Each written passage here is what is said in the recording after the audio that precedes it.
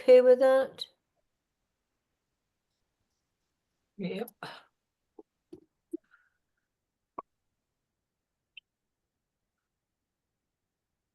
Hey, so welcome everyone to today's session. Thanks so much for coming. It's so nice to see so many faces. Today we'll be looking at non-violence in the Christian Bible, so building on from what we were doing last time, looking at the Hebrew scriptures. In hindsight, I was talking to Marianne about this earlier. I think there's quite a lot to get through today, so we'll see how we go, because I don't want to rush us. What we'll be doing in today's session, we'll just take a few minutes to reflect if there's anything that people want to share that struck them since last time.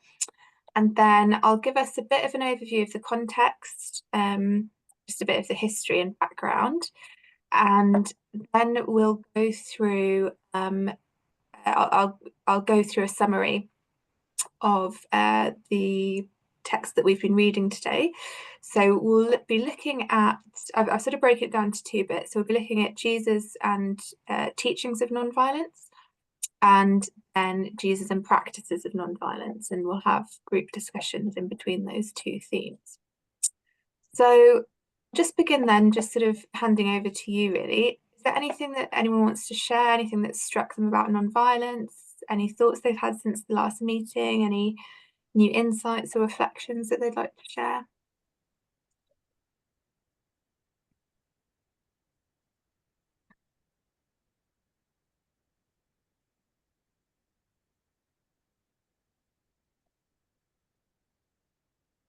Estelle, being very polite and raising your hand. Hello. Hi, nice to meet everybody. Yeah, it was a lot to get through, but it was really very, very beautiful read for me. You should know I'm a Buddhist, so I read this from a non-Christian perspective, and I've done research on non-violence as a practice of inclusiveness in the context of education.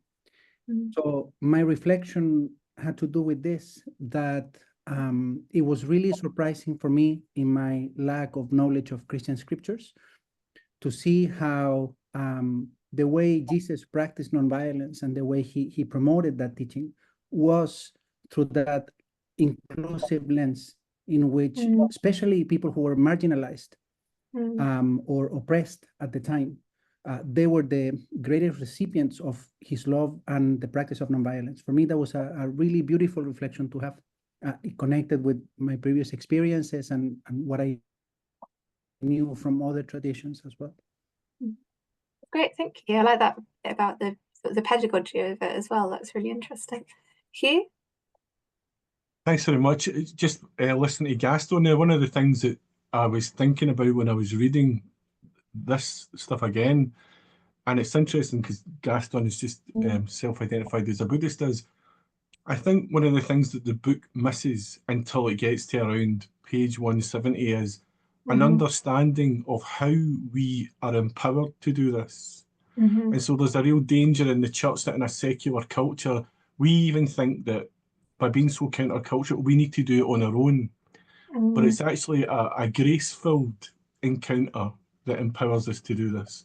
And so I think one of the things that Siddha Stilthought is the book lacks across the text is feeding that into people, reminding people about the distinctive nature, whether it be our sense of the Holy Spirit, or in the Buddhist sense, even really powerfully, that sense of people being in touch with Buddha nature, whatever the tradition, there's a place in which we're empowered to do this work. We're not on our own. And I think that's been a big, an important, challenge for me in reading this, how much do I rely on my own, almost semi-Pelagian Christianity way of doing this, rather than realizing it comes with formation and prayer and the sacraments and so on. So yeah, that's been something that's come up for me when I've been reading it again. Yeah, that's really interesting. Thank you. And I think, I suppose you're probably right, actually, just in the structure of it, those more sort of theological themes of the pneumatology aren't till later. And I think actually, I have a bit of a tendency, I think when I was reading it, I was thinking, oh, this is an example of follow, but it was very what you do. And I think that's really interesting, actually, that you say about that here and that wider, that sort of broader grace-filled lens.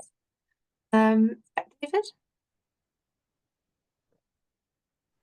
No, I mean, to follow on from Hugh's mention of the Holy Spirit, I mean, I appreciate it comes later, but one of the joys that I didn't spot was the Trinity, and how the love that binds together Father, Son, and Holy Spirit and overflows out to the whole of creation. It is the same love that typifies the relationship between Jesus and his Father, and including the Spirit actually empowers us. Yes, that Trinitarian model that perhaps you felt that was sort of slightly lacking in this section. Is that kind of right? Yeah.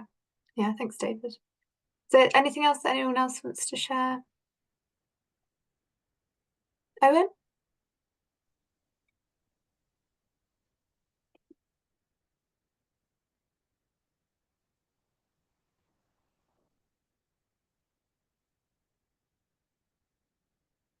Can you hear me? Yeah. It's pardon me, it's Owen.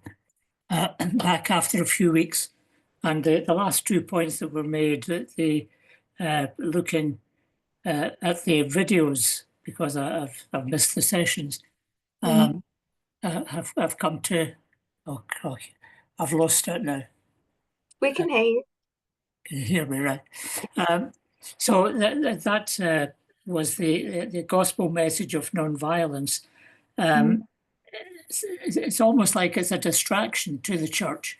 I went to look up in the Catechism of the Catholic Church, sort of where it would perhaps point me to non-violence as part of the thinking there. And it's definitely not there.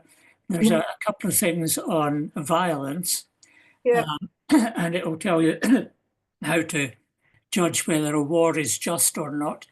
But really, the context that we're kind of swimming around in here is nowhere to be seen. Well, that's not absolutely true, because, as was just said, we have the sacraments, including the Mass and the liturgies, that remind us that we should love our neighbour. And so in that way, kind of brings this to us. But I was interested, there was a wee video that Marion had made with 2 theologians, one of whom, I think I made a note of her name, Anupama Ramawana, who goes to Mass down in Kirkcaldy and makes a point, if the priest hasn't made a sermon that points something out about non-violence, presumably, that she goes into the sacristy afterwards and kind of gives him something in his ear to remind them, maybe the next week you should. And that she suggested that was an idea for more people to join in on. But I'll stop there. That's. Thank you, Owen. That's really, I really love that. I've written that down, almost a distraction to the church. I think that's a great way of putting it. And the Catechism is not the best source for these things, unfortunately. Thank you so much for sharing that. And I think it is, I suppose, in this context, when we're looking at these scriptures, it's quite interesting of why is it so lacking. Yes, Marion?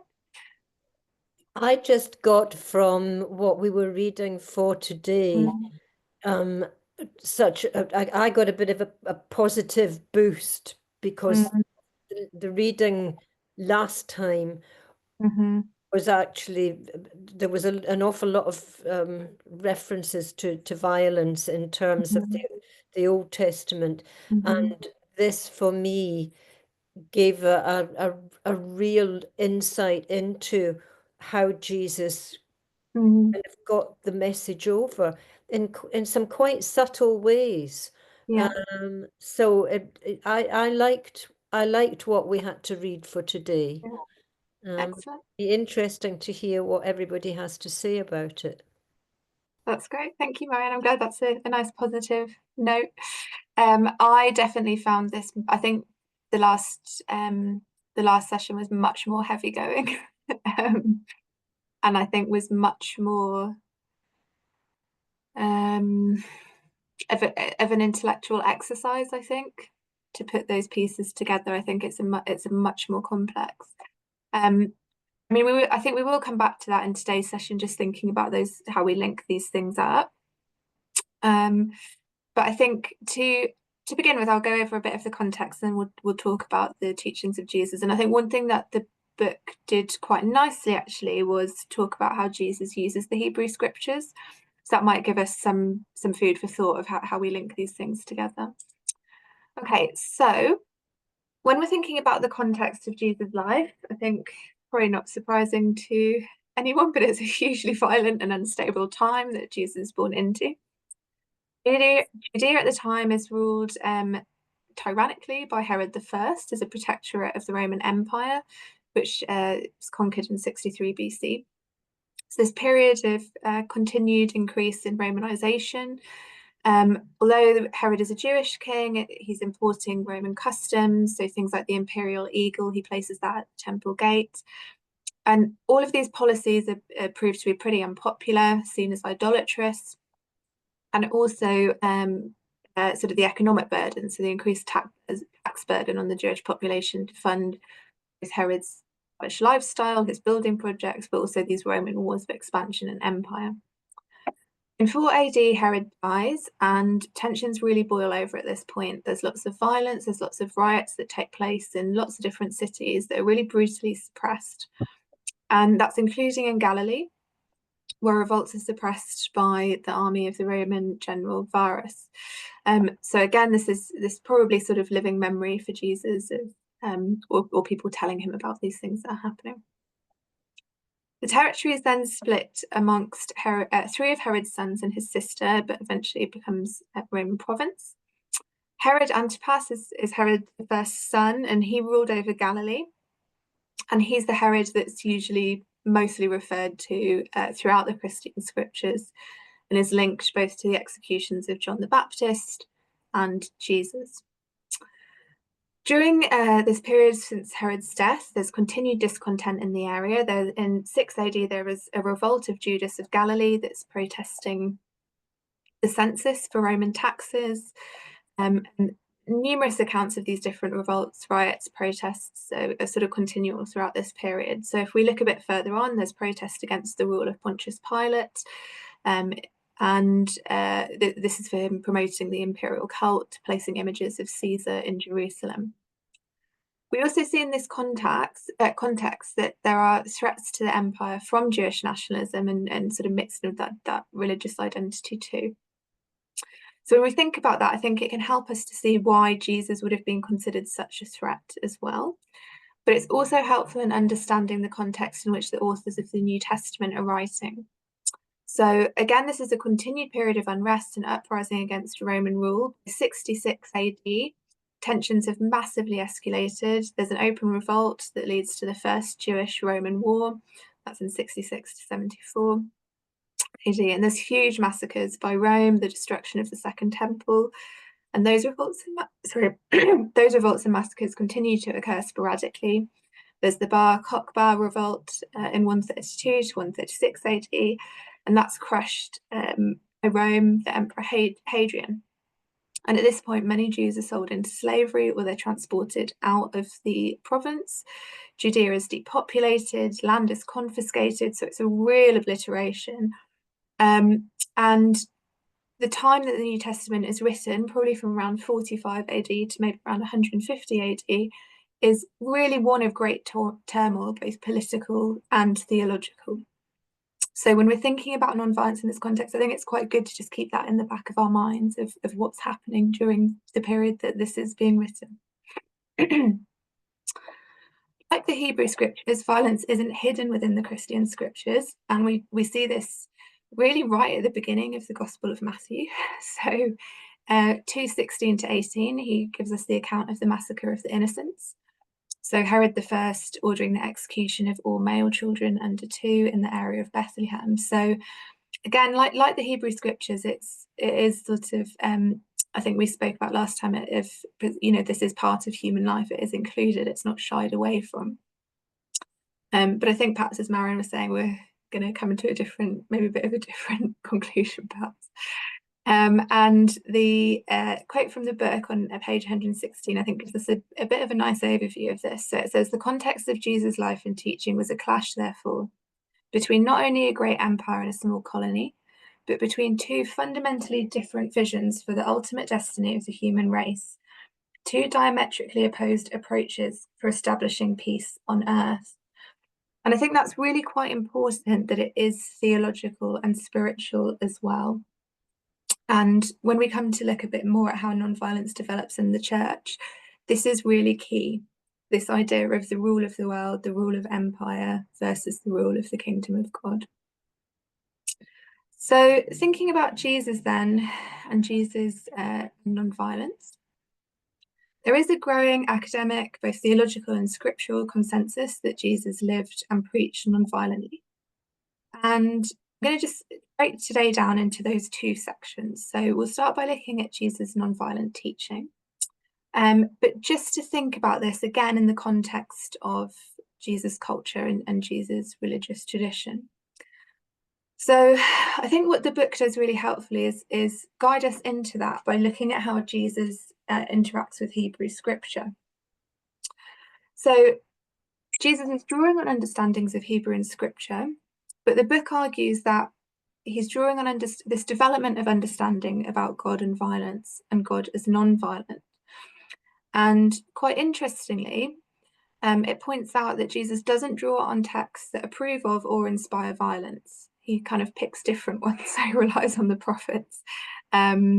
So picking out those texts that don't, I suppose, can't be used to advocate for violence.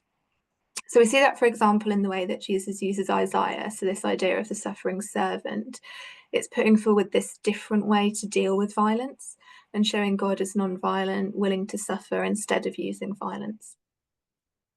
And we also see this in the way that Jesus builds on certain teachings. So building on a minimization of violence and moving towards active non-violence. So one of the examples we're given is an eye for an eye.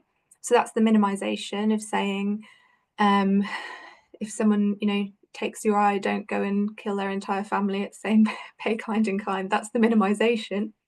But Jesus moves that further and says, turn the other cheek. So I think that's quite useful in sort of that building on the Hebrew scriptures. And then we can see the theological teachings of Jesus. So love your enemy. So this is grounded in this idea of God being the creator of all. Everyone's made in the image and likeness of God, created out of love. Everyone has this inherent human dignity. So that means that this includes, everyone is included in this universal human family, both personal and political enemies, all of our enemies, everyone is still a brother and sister in this universal human family. And we see that, I think, quite nicely in the parable of the Good Samaritan. But we also see it in the example of Jesus healing the servant of the Roman centurion. So no one's beyond that sort of salvation and that love and compassion. And again, the book points out that this moves beyond pacifism. So it isn't just refusing to do harm, but it's about actively reaching out to the other. So it's about putting love into action. It's something that is active. Then talks about the tactical side of this teaching and gives the example of the Sermon on the Mount, the Beatitudes, so this guide to really enact practices of non-violence. So thinking about, for example, the works of mercy and really asking the disciples to follow this way of life, but also trying to equip them by giving them the guides with how to do this. And part of that is teaching non-violent direct action. So again, the book gives us this example of turn the other cheek, but portrays it as really an act of defiance. So it wouldn't be expected, it would be quite shocking. It's asserting the human dignity of the person who's being harmed, it's asking the harmer to rethink their actions. And then we have the parables, and the book calls these a rhetoric of non-violent challenge. And we do see within the parables that they lots of those parables, they do flip our notions of what's seen as accepted. So, or what would be the norm. So, for example, the parable of the prodigal son, if we look at that, the younger son is essentially sort of almost wishing that the father was dead because he's asking for his inheritance before the father has died. He goes and squanders all of his money on prostitutes and all sorts of things, and ends up completely ruined. And when he returns to the father, the welcome that he gets is a massive feast, and it's love and it's reconciliation. So it's really completely turning upside down those expected norms. I think we can see the Good Samaritan is a good example of this as well. So really drawing out these ideas of encounter, reconciliation, that universal love, communion, dialogue, etc. So I'm just going to pause there so that we can just have a bit of a discussion about this in our groups. I'll put the questions in the chat. So I think if we just think about how do we understand Jesus' teachings on non-violence, how do we think those relate to the Hebrew scriptures? I think this, I've put this in, but it might be, I don't know how ambitious this might be with time, but if we wanted to think about the parable of the Good Samaritan as an example, you might want to think about that and how could that parable be an example of that non-violent teaching? What does it tell us perhaps about the person of Jesus? What does it tell us about how Jesus teaches? Has anyone got any questions or anything they wanted to raise before we move into group discussion? And now you will put these questions in the chat as well? Yeah, I will do that now. Yeah. And I think perhaps if we have maybe 10 to 15 minutes in our groups, and then we can come back and discuss together.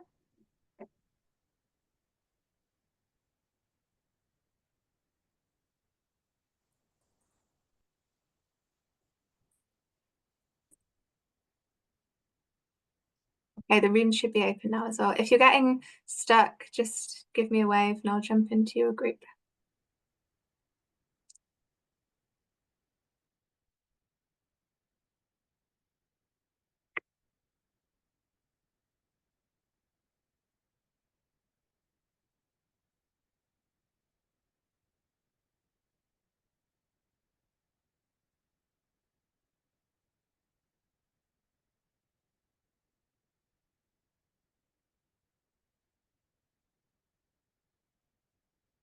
How's that working for you?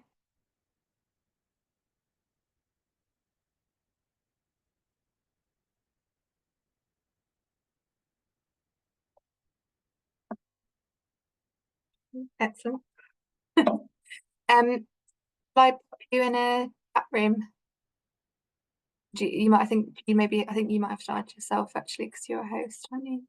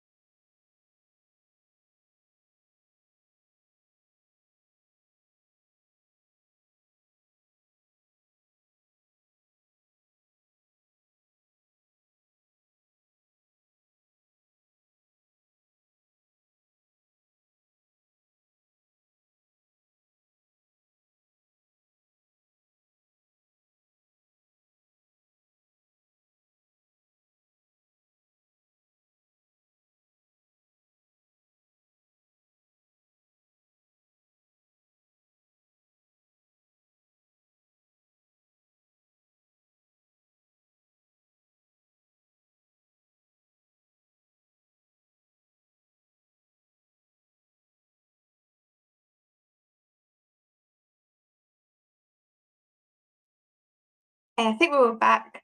I kind of hate stopping the breakout rooms because they're always, and I hate jumping around because everyone's having really, really interesting discussions. I want to listen to all of them. But I think if we just go around to each group, and if you just want to share a little bit about what you were talking about. So if we start with group 1, that was David, Hugh, Owen, and Rosalind.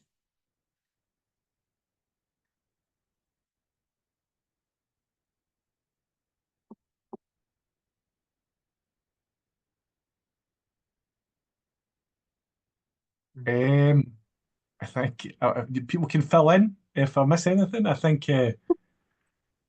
we talked about the challenge of trying to live this, how revenge and winning, whatever that means, is how it's normalized in culture. Yeah. A culture that now treats everybody that's an opponent and turns them into an enemy, whereas in the past it was possible to have dialogue with people and recognise difference, even celebrate it, whereas now we're in a toxic culture wars, where people don't see the image of God in the people that they disagree with. How in certain points in the Christian life it feels like failure if we have enemies, even though we know that Jesus told us this is the reality. So how do we own that and pray about that and turn an enemy either into a friend or even into an opponent who can be respected with the levels of honesty? I think there was points made about how does this impact all this stuff on synodality, and how can peace change the discussions, change how we disagree in the church. There was lots of other stuff as well, so I'd invite other people, but that's part of what I remember. Thanks, Hugh. Yeah, I think, a couple of things. One,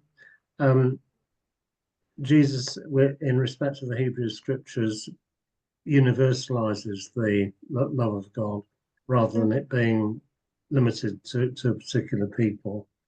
And that means everyone is seen as created in the image of God. Mm-hmm. The other was the need for community, that sort of non-violence isn't something that we can achieve on our own. I mean, Owen was talking strongly about this. And that community is again one that ought to extend.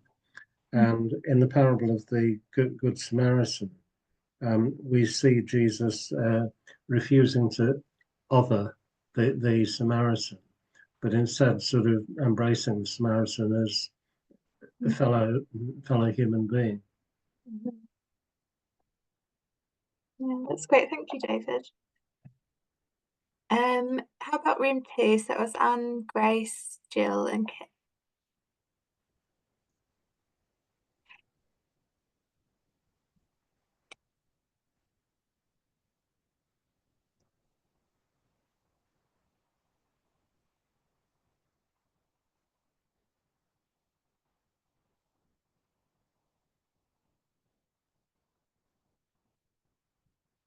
Anne, are you on mute?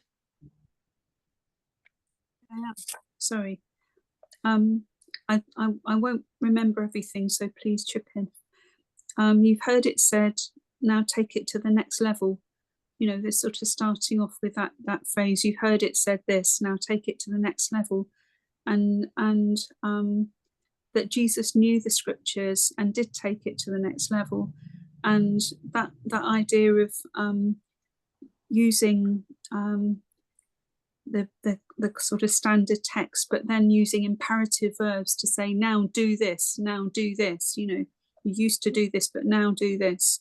And that sort of imperative tense. And but God has said people aren't really getting this. Some things, Kit was saying that some of the things that we read at Mass are horrendous. And that we develop beyond that. We develop the development of human understanding. And we don't do sacrifices in the same way, but that was how it was then. The Good Samaritan, he was an enemy, we were thinking, we're talking about how that applies to us today, and how can we treat other people that we very vehemently disagree with as if they're individuals and not just part of a group.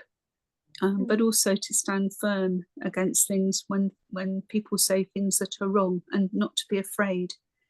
And we also mentioned how Jesus used prayer before he made before his teaching, when events had happened that were disturbing, and also before he made decisions to cope with things.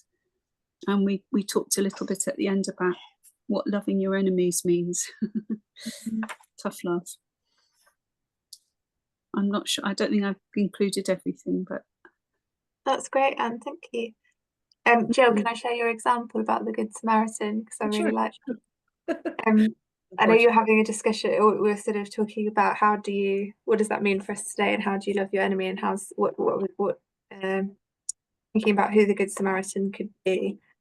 Was it your sister who'd been to church? I'll give that story. My sister goes to church in Washington, D.C., and all the congregation was kind of nodding as he's talking about the Good Samaritan, and she said, "Now put yourself in this situation."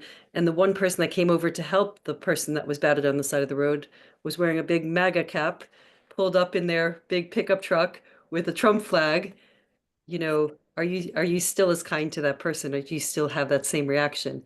And it really made people question the reality of that situation, and our own prejudices and biases. And that was the compassionate person in the story that she told. So I was just going to comment on one more comment, was about the mercy. We said Jesus came to said, "You're giving me sacrifice, but what God wants is mercy." And kind of letting go of the Old Testament, where all the rules were about all the burnt offerings and sacrifices and whatnot. And the harder thing for all of us is to not just give something, but to really transform ourselves and to be merciful to people who need that. So it's interesting. For me, that came up in the readings that we did. Thanks, Jill. That's a really nice point about that sort of self-transformation as well. I think that's a really nice point. And group 3, so that's everyone else who's left.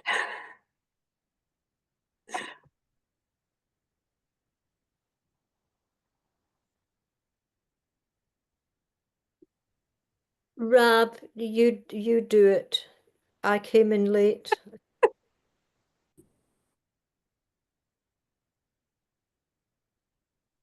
Thanks ever so much, Marion.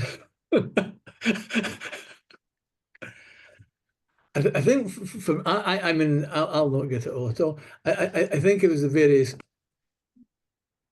about the insights into Jesus and the age in which he lived, and recognizing possibly a lack of awareness at times of the culture and the world and the context they lived in. And in terms of the Good Samaritan, it was bringing up to date the reflection about the riots that happened after the killing of the young girls, and the way people were dehumanized, and often that's one of the things that's happening more and more, and the challenge to between that, as I understood it listening, that do you remain silent? How do you speak out? How do you confront the bully? Or do you just say, "Oh, I'll be quiet and I'll go away and pray for him"? But it's really how Jesus lived it out with authenticity and was able to speak the truth and act justly and wisely, etc., despite the cost, knowing what was going to happen, but being able to say that's it. And one of the things when somebody was sharing there, I thought, and he would have got tossed out of Catholic seminary, no bother at all, but ask others to join in. Thanks, Rob, that's great. Was there anyone people wanted to add to that? Yeah, we talked about the Good Samaritan, and I was saying it's such a cliche, that we should be good to everybody. And yet that idea is under attack and we need a new perspective. And then both Marion and Gaston gave us the new perspective. And it was about, it became not just being good to people who've hurt you, but accepting kindness from people who've hurt you, and therefore seeing your enemy as someone who is just as capable of kindness as you are, and that becoming a basis of dialogue. And so that was very encouraging. That's great. Thank you so much, Elizabeth. Thank you so much, everyone, for sharing. I think there's some really, some great points in there. I think especially those ideas around the dehumanization and how that does lead to that polarization and violence. And I really do. I love the Good Samaritan. I think there's just so much in there that we can think. There's so many different ways of looking at that parable. And I use it within teaching. And I think quite often when students read it, they think, oh, I've heard this before, and you've got to be nice. And but when you start getting into the context of it, I think it's just it's so rich. And that road where everything happens, it's a hugely violent road. It was notorious for people being attacked and mugged. So the fact that the Samaritan stops, he's also putting himself in danger as well to go and help someone. And it's also, I think, as people were saying, it is that it's the unexpected, and where do we get kindness from, and who by who, and who are the ones who do give us that kindness, and finding that in unexpected places, I think is really lovely. Okay, so I'm going to go very, very quickly through the next bit. So just thinking about Jesus' non-violent practice. So again, thinking a little bit about the context, we can see in the book that Jesus is building on this. He is building on a non-violent tradition, and I think we do see that there are bits in the Hebrew scriptures where you do find non-violent resistance as well. Various, I think in Maccabees, there's various parts of people refusing to give up their Jewish customs and being persecuted for that. So there are instances within the Hebrew scriptures too. Also, Jesus is building on direct action that's happening at the time. So in 4 AD, Judas and Matthias removed the golden eagle from the temple gate, so the one that Herod had put up there. And in 26 AD, when Pontius Pilate brings images of Caesar into Jerusalem, there are protests against Pilate and people lying on the ground and refusing to move. So all of these instances of non-violent action. And then the way that the book divides this up, I think there's a couple of key themes that it talks about that we can see within Jesus' practice. So first of all is this idea of resistance, just structural and cultural violence. We see that both towards empire and religion. So in religion, we see Mark 3:1-6, Jesus healing on the Sabbath. So showing that work of mercy and compassion as either showing that that's more important than the law, or that it's consistent with the Sabbath as a day to celebrate release from bondage. But also, I think that wider defying inclusion, exclusion laws surrounding purity. So we see that again with when Jesus touches the leper, the bleeding woman, allowing everyone to be healed so that they're able to rejoin this community of faith. In terms of empire, one of the examples is how Jesus enters Jerusalem on a donkey. So I think we can also think about that as solidarity with the poor as well. And also, again, I think Jesus does this a lot, turning sort of logic on the world upside down on its head. It's not the Messiah that's expected who rides in to overthrow the empire. It's a very sort of servant king image, unassuming. And again, that being polarized in direct opposition to Pilate entering Jerusalem on a war horse. Also that refusal to respond. So when Jesus is handed to the high priests and to Pilate up until crucifixion, and then with the cross being that ultimate symbol of a commitment to non-violence, refusing to retaliate up until that point of death. We also see that theme of reconciliation, so happening after harm has occurred, so that those ideas of restorative rather than retributive justice. So focusing on the victim, aiming to repair that harm. And also the idea of trying to reintegrate offenders back into community, or to reintegrate those who are marginalised. So we see that in Jesus' actions of reaching out to tax collectors, reaching out to sinners and trying to bring them back in. Also that emphasis on practicing forgiveness. So forgiveness is a gift from God and then a task for us to emulate. But also forgiveness is breaking that cycle of revenge. So rather than retaliating, rather than trying to get the upper hand, sort of letting go and try to reconcile relationships. And again, we see that on the cross when Jesus says, "Forgive them, for they know not what they do." We also see this in terms of defense. So one of the examples that we get from the book is when Jesus walks into sites of violence to protect other people. So the example we given there is in John 8:4-5, where the mob is about to stone a woman for adultery and Jesus interrupts and says to the crowd, "The one among you without sin cast the first stone." And then I think really importantly, building on what we've spoken, these ideas as well of this theme of service and community.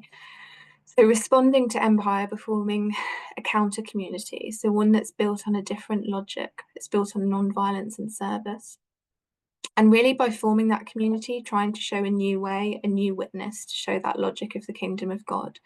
So emphasizing the least powerful figures, bringing in the marginalized, bringing in women, bringing in tax collectors, etc. And then that call to the disciples to build such a community that's guided by the Beatitudes and giving that example of how to do this. So that example of service, so washing the disciples' feet, for example. and in those callings to love one another as I have loved you. And again, we see that in the Garden of Gethsemane, where Jesus continues to model this, so showing friendship and love to his betrayer, Judas, healing the ear of the servant of the high priest, so telling disciples to put away the sword. And I thought what was really very poignant and that the book touched on is how these are the last words that Jesus says to the disciples before his crucifixion. I think that for me was very, very powerful. So now I've whizzed through that very quickly, but I want us to have time to discuss. So I'm just going to put us back in breakout rooms, I think maybe for about 10 minutes. But if you just think about those bits where the bits of the reading about the practice of non-violence, and how do you understand Jesus as practicing non-violence? Are there other examples that you can think of? And how does that link to some of the common practices of non-violence that we've spoken about? And I think here in particular, page 132 to 133 might be quite helpful because that breaks down quite nicely those different forms of non-violence that Jesus uses. Has anyone got any questions that they want to ask before we move back into breakout rooms?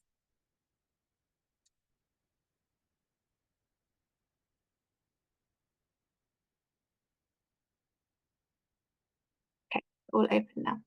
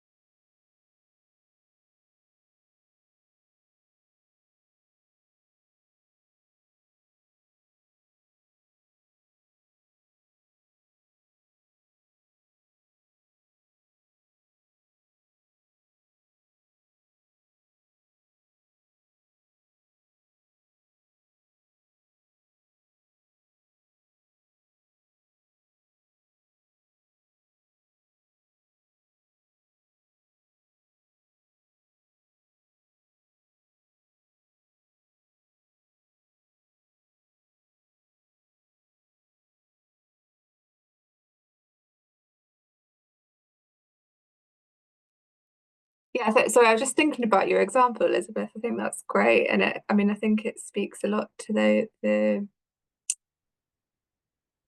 I suppose the spiritual side that's needed as well. Sorry, I can't hear you, Elizabeth. I also spoke to a man who'd been in a prisoner of war camp, and one of the guards had beaten him up. And come the end of the war, when they were all being released, he asked my friend to forgive him, and he did. And he was haunted by that too. Should Really? have done that? Was it failing in solidarity to all the people that had been killed? And just not easy. But then, very extreme circumstances.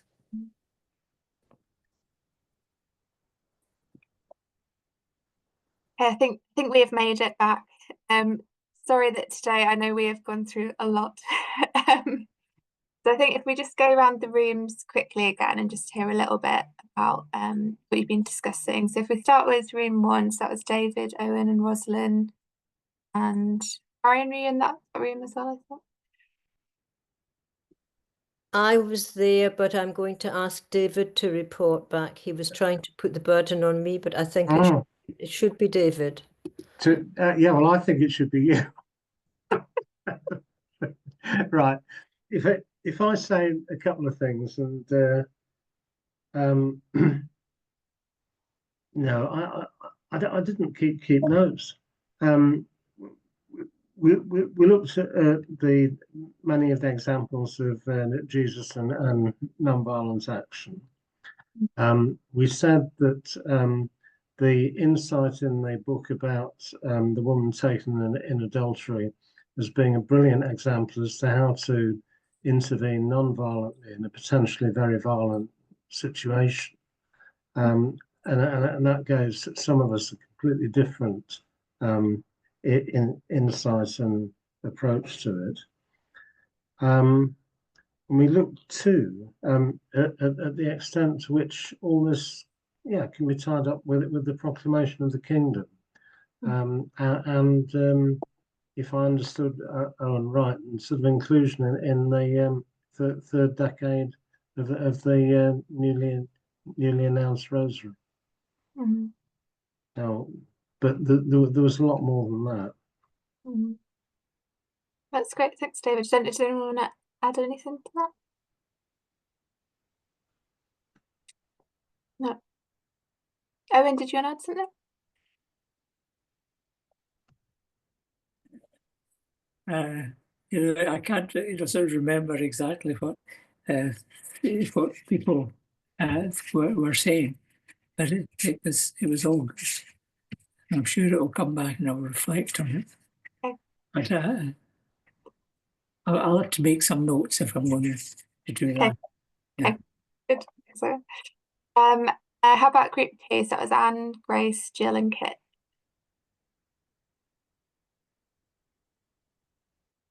I'll say a bit, and the others can join. One thing we highlighted, I thought we all liked the word peace disruptor, and how the example of all the people through the ages have been peace disruptors first, and then peace activists. Or we also talked about how Jesus used silence, again with the adulteress, but then also just the power and also in his final trial, how he just used silence, and that's really powerful, as opposed to escalating anger. And then we all talked about how we quite often find ourselves wishing we had said something or wishing we had done something and wishing having the courage at the time, and just going back and trying to forgive ourselves for not doing all that we could, but also reflecting on it and spending time so that we're ready next time if that situation comes again. We talked a little bit about the South African example of reconciliation and truth and reconciliation, and what courage those people must have had. And then we kind of drifted onto how it's so unfortunate right now, maybe again, especially in the US, that you deny everything, you don't ever say you're sorry. And that's just like a real step backwards in trying to bring peaceful solutions, because it doesn't help anyone really. It just suppresses really what the problem is, and feeling that can have repercussions later. Yeah, that's great. Thank you, Jill. And group 3?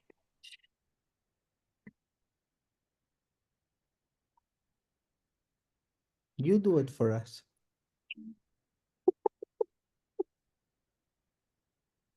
I wouldn't know where to begin.